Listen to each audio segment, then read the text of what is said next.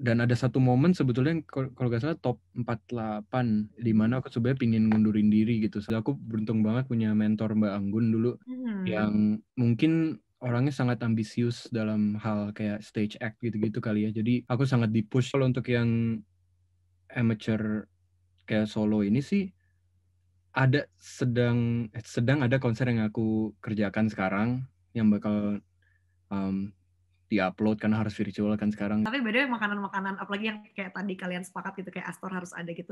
Suka dibawa pulang nggak sih kalau nggak habis bawa ke rumah gitu? Sangat sih. Jadi stok itu yang justru jadi tujuannya gitu kadang-kadang.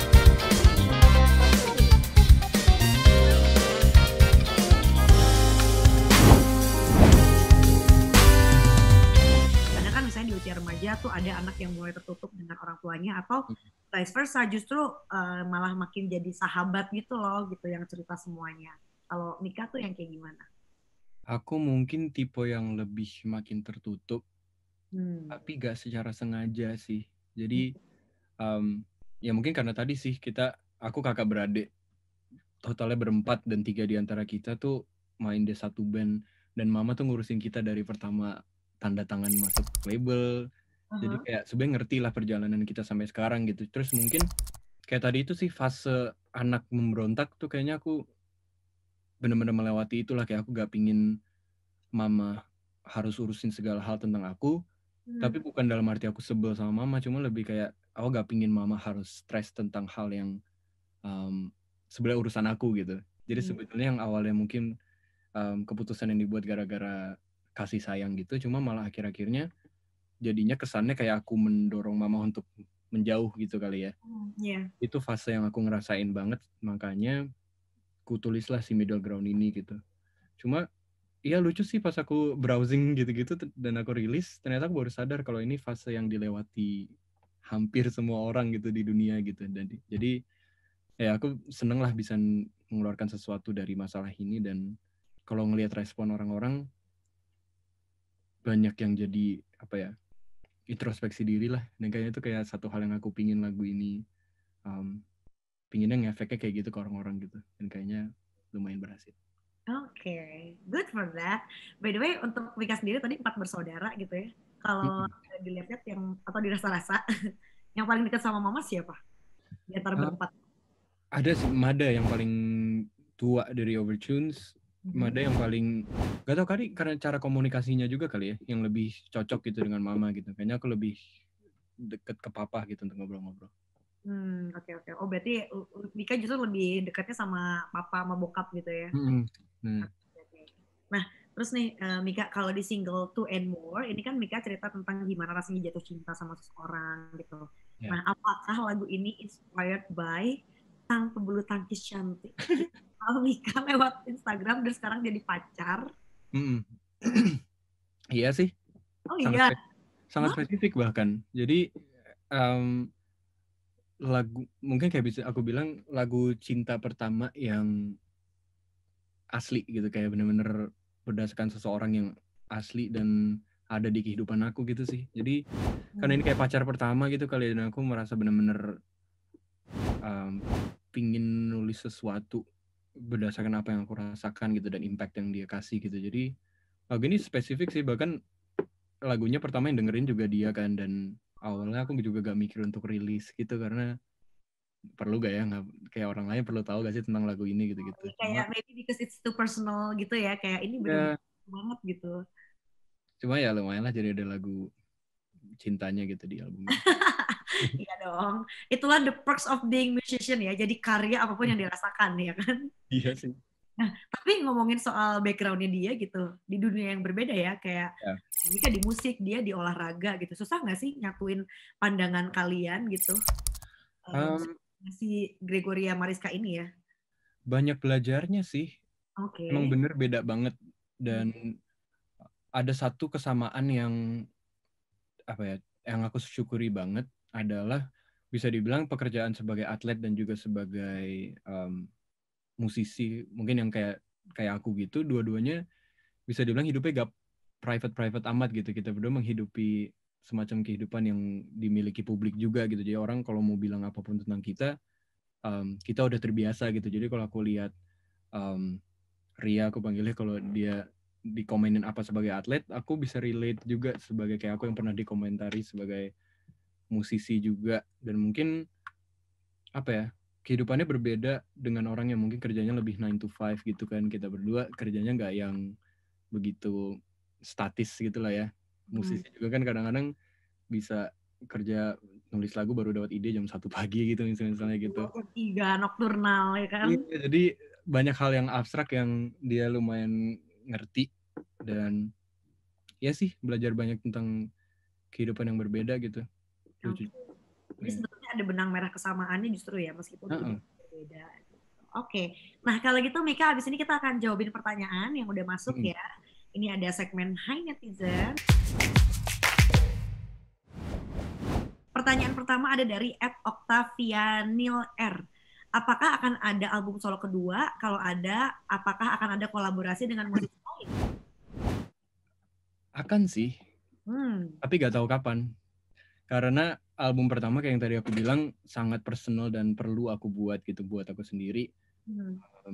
Jadi aku gak pingin album keduanya cuma sekedar harus bikin album, ya tulis-tulis aja gitu. Pastinya ada, tapi ya itu dia sih, aku gak bisa janjiin kapan dan kayak gimananya gitu. Oke, tapi niatnya ada untuk kayak gitu ya, collab-collab segala macam. Oke. Ini tadi pertanyaan mungkin udah dijawab, tapi diulang lagi aja. Dari Octavianil_r, masih pertanyaan lanjutan. Salah satu lagu di album Amateur yang judulnya Two and More itu sangat amat mencerminkan orang jatuh cinta banget. Inspirasinya dari mana atau dari siapa? Dari Ria tadi ya? Betul. Lalu ada Indahkir_, masih suka ketemu sama teman-teman dari X Factor nggak? Sayangnya enggak sih. Dan kayaknya lumayan pada tersebar kemana-mana dan sibuk dengan pekerjaannya masing-masing. Jadi kayak terakhir kali udah mungkin tahun lalu kali ya. Jadi udah cukup lama gitu, dan mungkin nanti bakal ada reunian. Aku sangat looking forward untuk itu. Memang tahun ini kan pergerakan kita sangat terbatas juga ya. Jadi Lalu next ada dari @zaki27_pisan. Siapa nama idola yang menginspirasi Mika? Oke. Aduh. Kalau dari luar, Ellie Goulding sih yang paling... Oh iya? Iya, aku kerasa dia benar-benar influence cara aku nulis, dan dia pertama kali yang ada satu album yang aku benar-benar suka dari awal sampai habis, dan membuat aku mencari tahu tentang segala hal di balik karya itulah. Itu pertama kali itu dari albumnya Ellie Goulding yang pertama. Jadi kayaknya dia itu sampai sekarang aku sangat nganggap major inspiration juga. Mungkin The Cinnamon sih satu lagi.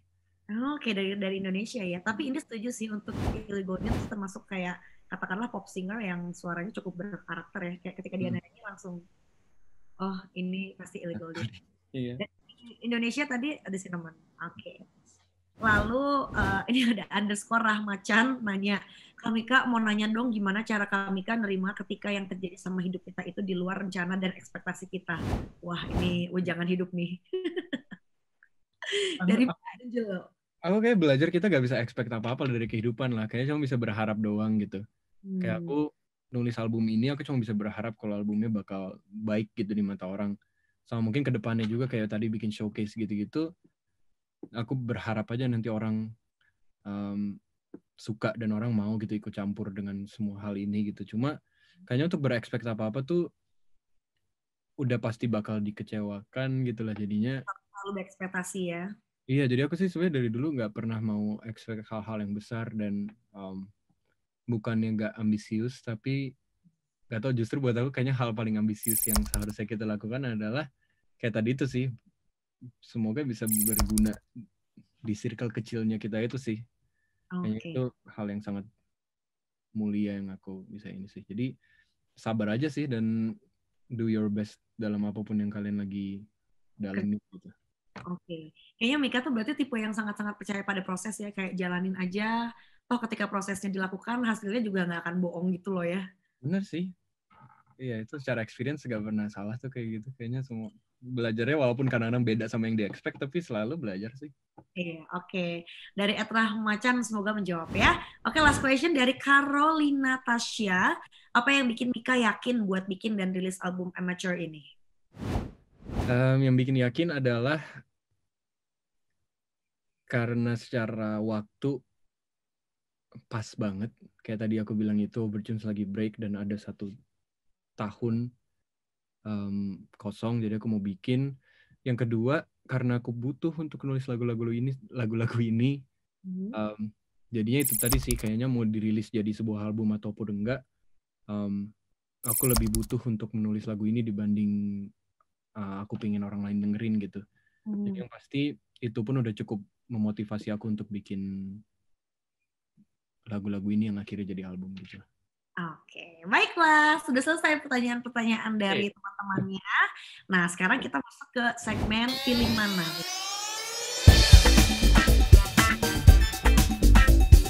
Oke, yang pertama, produser atau pencipta lagu? Pencipta lagu. Solo atau duet? Solo apa duet? Solo. Oke, piano atau gitar? Piano. Nazdin Amizah atau Eva Celia? Wow, oke. Aduh, wah. Nadine Celia. Nah, setengah-setengah. Eva Celia kali ya sekarang. Oke. Mada Emmanuel atau Ruben Nathaniel? Oh my days. Ini Mada Emmanuel karena terakhir aku ditanya pertanyaan ini aku jawabnya Ruben. Oke, biar balance ya. Biar satu sama gitu ya. Yang terakhir, YouTube atau Instagram? YouTube. Oke, baiklah. Nika, thank you so much. Gimana? Seru kan? Jangan lupa ya buat teman-teman kamu dengerin debut albumnya Mika Angelo yang judulnya Amateur. Dan jangan lupa untuk cek video klipnya juga sama video liriknya. Oke? Terima kasih yang diucapin lagi buat El Hotel Royal Bandung yang ada di Jalan Merdeka nomor 2. Dan buat kamu yang udah nonton sampai habis, like video ini dan jangan lupa juga subscribe ke YouTube channelnya inventory.id. Jangan lupa juga ya, silakan boleh banget nih kamu untuk komen di kolom komentar sebanyak-banyaknya request kamu pengen lihat abis ini Indi ngobrol sama siapa lagi. Kalau gitu Indi Arisinya pamit dulu ya. I'll see you in the next episode and see you when I see you teman cerita. Bye.